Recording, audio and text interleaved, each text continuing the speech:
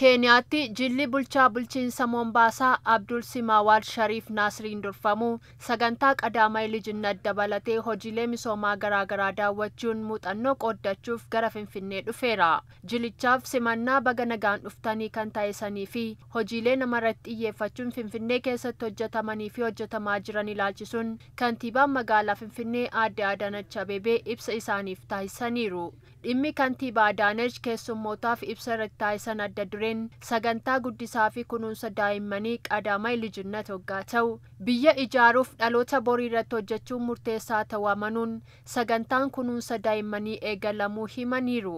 Our comprehensive ECD program, which is known as Children, the Future Hope of Addis Ababa. Sagantaan kunuunsaa fi guddisa daa'immanii daa'imman biyyaa fi Finfinneef abdii borii ta'an uumuuf yaadamee sagantaa hojiirra oolaa jirudha.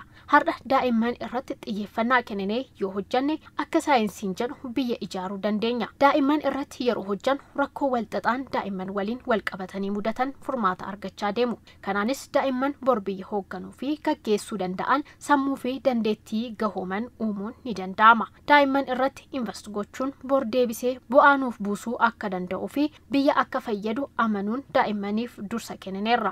Magaalaa guddisa daa'immaniif mijattee uumuuf hojimaata diriirsuun murteessaa ta'uu fi hojimaanni erga diriiree boodas sadarkaa daa'imman irra jiran qorannoo gaggeessuun hojiilee bal'aan hojjetamaniiru jechuun kantiibaa Adaanach jila bulchaa bulchiinsa Mombaasaa Abdul Simaawal Shariif Naasiriin durfamuuf himaniiru.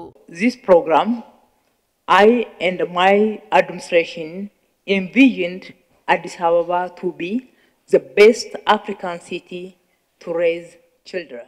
Sagantaan kunuunsaa fi guddisa daa'immanii Finfinneen guddisa daa'immaniin magaalaa filatamtuu Afrikaa akka ishee taasisu anis bulchiinsi magaalaa keenyas amantaa guddaa qabna. Bulchiinsi magaalaa hojii adda durummaan hojjechaa jiru daa'imman irrattidha. Daa'immaniif jaalala kennuu qofa miti. Daa'imman sammuu fi qaamaan dagaagan uumuun dhaloota bor biyya isaa gaggeessuu danda'u ijaaruuf hojjetamaa jira. Kanaafis sirna diriirsineerra. Sirna diriirfameen hojii hojjetameenis jijjiiramni qabatamaan galmaa'eera. Afrikaatti gama hundaan jijjiirama qabatamaa galmeessuufis Afrikaanonni waloon hojjechuutu nurraa eegama jechuun kantiibaa Adaanach ergaa dabarsaniiru. Afrikaanonni waloon hojjechuu qabna. Afrikaa guddisuu yeroo itti dandeenyu hedduun darbeera. Amma garuu yeroo hin qabnu. Kanaaf waloon taane Afrikaa sadarkaa addunyaatti dorgomtuu taate uumuuf waloon haa hojjannu jechuun barbaada. Irra deebiin baga gara mana keessan lammaffaa gara magaalaa Finfinnee nagaan dhuftan jenna.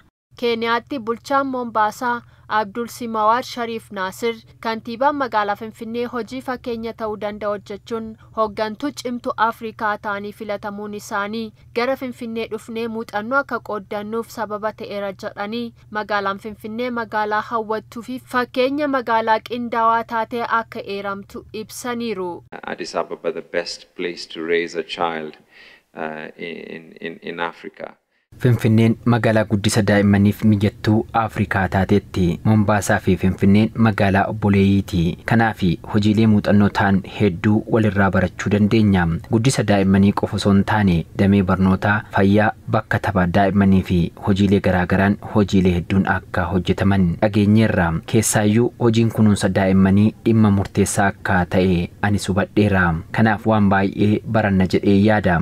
Miseensonni jila kanaa turtii isaanii guyyoota afuriitiin hojiiwwan gama sagantaa qadaamay lijinat dhiheessii fi bulchiinsa bishaan dhugaatii sirna dhabamsiisa balfa gogaa akkasumas misooma kooriidarii fi milkaa'inoota tiraansfoormeeshinii magaalaa irratti argaman daawwachuun muuxannoo kan qooddatan ta'a jedhamee eegama.